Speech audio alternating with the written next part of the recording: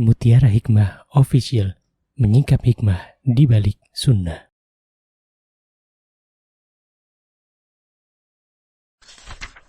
Salurkan donasi terbaik Anda untuk mendukung dakwah Mutiara Hikmah Official. Mau haji yang gak pakai antri? Daftar sekarang, insya Allah 2024 berangkat. Gratis keberangkatan umroh sebelum haji. Dibersamai oleh Ustadz Hanan Yasir dan juga Ustazah Imro'atul Azizah. Buruan daftar sekarang juga, sebelum harga naik.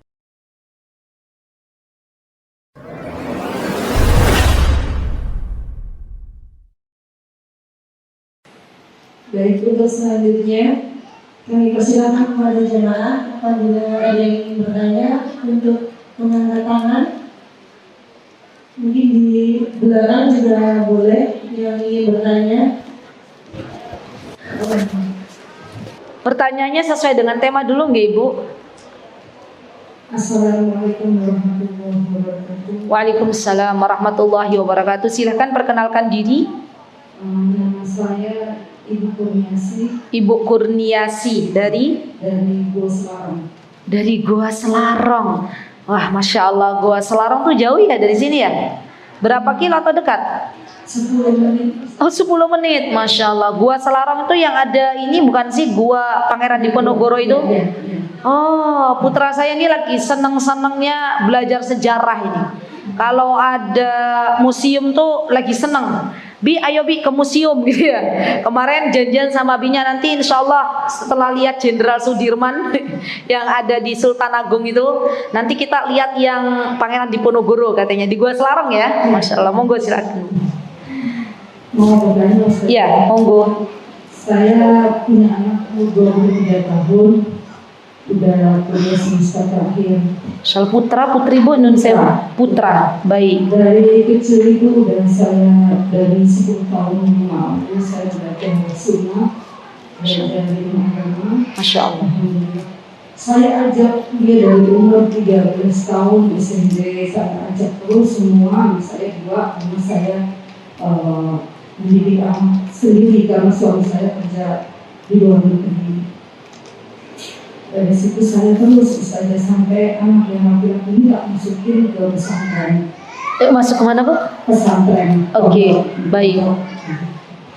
Dia memang juga minta gitu. Dari SMP saya sekolah Islam, sekolah agama terus sampai SMA saya masukin ke pondok. Tapi di pondok itu ternyata 2 tahun itu dia bisa keluar terus merokok sama teman-temannya sampai ke tempat saya. Akhirnya terakhir itu dia lompat dari pondok. Akhirnya saya konsultasi sama Ustaz bagaimana itu. Akhirnya kita tarik ambil biar di rumah gitu.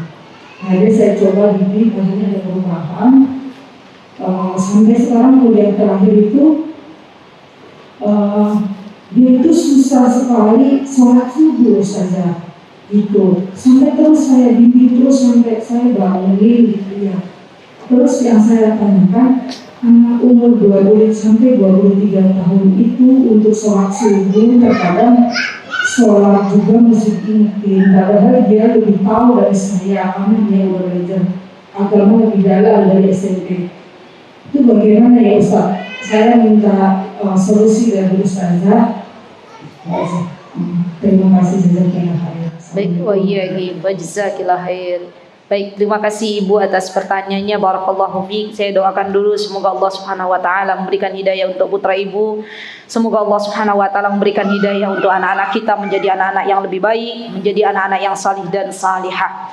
Amin, Allahumma amin. Ketahuilah wahai saudariku bahwa ketika ada anak-anak yang sudah kita biasakan, kita didik untuk menjadi anak yang lebih baik, ternyata di luar harapan kita, maka kembali lagi kepada hidayah taufik.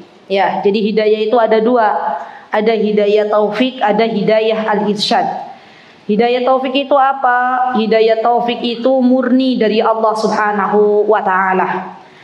Dan hidayah irsyad itu apa? Hidayah irsyad itu adalah petunjuk yang bisa kita berikan, penjelasan lah bahasanya, bukan petunjuk, penjelasan yang kita bisa berikan kepada sesama hamba Allah. Itu namanya al-irsyad, ya, namanya petunjuk al-irsyad. Kalau yang mutlak dari Allah itu namanya hidayatut taufik, namanya petunjuk yang dinamakan dengan petunjuk taufik. Jadi kalaulah kita sudah berusaha semampu kita, semaksimal kita untuk menjadikan anak-anak kita salih, kalau Allah belum berikan hidayah taufik, maka tidak ada satupun yang bisa mensalihkan anak kita. Itu dulu pertama ya Bu. Jadi ketahuilah bahwa apapun usaha kita, dan kita sudah memaksimalkan usaha kita, kalau ternyata yang kita dapatkan tidak sesuai dengan harapan, maka artinya anak kita belum diberikan hidayah oleh Allah Subhanahu wa taala.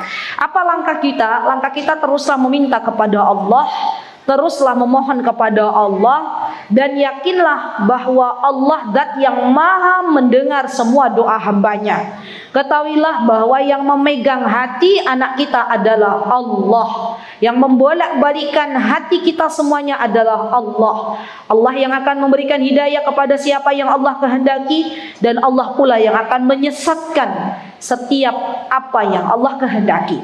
Maka kita sebagai hamba Allah teruslah meminta kepada Allah. Itu yang pertama. Yang kedua, ketahuilah wahai saudariku, dalam mendidik anak itu dibutuhkan teladan, dibutuhkan sosok.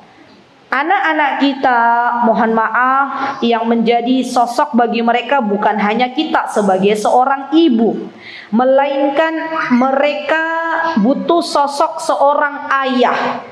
Dan yang namanya sosok ayah itu, mohon maaf, jikalau masih ada ayahnya, masih hidup, maka tidak bisa tergantikan dengan apapun, ya. Banyak para ayah yang saat ini jauh dari anak-anak, ya, subhanallah. Dan anak-anak tidak bisa mendapatkan di mana sesungguhnya sosok ayahku, di mana sesungguhnya laki-laki yang soleh itu seperti apa, wujudnya tuh seperti apa.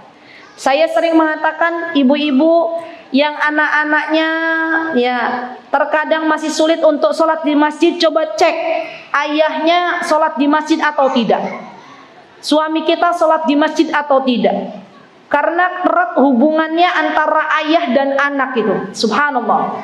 Jadi kita sebagai orang tua seharusnya mampu menghadirkan yang namanya sosok ibu dan ayah bagi anak-anak kita. Subhanallah, anak-anak yang dia hidup dengan mendapatkan kasih sayang penuh dari ibu dan ayahnya, itu atas izin Allah, ya, maka dia akan menjadi anak-anak yang salih dan salihah dan anak-anak yang tangguh biidznillahi ta'ala. Kalau ia dibesarkan oleh salah satu saja, biasanya terjadi masalah di dalam kehidupannya, dan kembali lagi dia kehilangan sosok salah satu di antara ayah atau ibunya, dan itu banyak sekali terjadi. Ya, dan bagi ibu-ibu yang saat ini misalnya ditakdirkan oleh Allah suaminya sudah meninggal dunia, contoh misalnya dia harus menghadapi kehidupan seorang diri dengan anaknya, maka berusahalah untuk mencari sosok laki-laki untuk anak-anaknya, baik itu dari pamannya atau dari kakeknya. Karena Rasulullah SAW ketika beliau lahir ke dunia ini dan beliau sudah tidak lagi menemukan sosok ayah di dalam kehidupannya, namun beliau menemukan sosok laki-laki dari pamannya yang bernama Abu Thalib. Beliau menemukan sosok laki-laki dari kakeknya yang bernama Abdul Muthalib. Dan ini diperlukan untuk seorang laki-laki, karena mendidik anak laki-laki dan anak perempuan itu berbeda. Anak laki-laki kita didik untuk menjadi calon pemimpin, menjadi imam bagi keluarganya, dan itu tidak didapatkan oleh mereka kecuali dari ayahnya, kecuali dari seorang laki-laki dari kerabatnya. Jadi penting ibu ya untuk evaluasi, tolong hadirkan ayah di kehidupan anak ibu, ya. Bagaimana kalau suami saya kerja di luar negeri? Maka jikalau memang memungkinkan untuk ibu bersama beliau dan anak-anak, maka itu dipercepat, ya. jika memungkinkan. Karena begini, saya pernah menemukan kasus, ada seorang suami istri, ini kasus seorang suami istri yang LDM-an, bukan LDR ya, LDM. Suaminya kerja sama di luar negeri, ya. Dan suaminya sudah meminta kepada istrinya, Bu, tolong kesini gitu loh. Kita hidup bareng di luar negeri. Tapi qadarullah istrinya tidak mau. Istrinya bilang, padahal di sana subhanallah di Timur Tengah, ya. Istrinya bilang begini kepada suaminya, saya lebih memilih pendidikan anak-anak saya di Indonesia. Subhanallah. Baru kemudian setelah itu terjadilah masalah ya di dalam kehidupan anak-anaknya, dan akhirnya atas izin Allah, masya Allah, istri tersebut diberikan petunjuk oleh Allah untuk menyusul suaminya, dan masya Allah atas izin Allah, Allah kembalikan lagi anak-anaknya menjadi anak-anak yang salih dan salihah, masya Allah. Jadi memang anak laki-laki itu kadang butuh sosok ayah di dalam kehidupannya. Wallahu taala a'lam.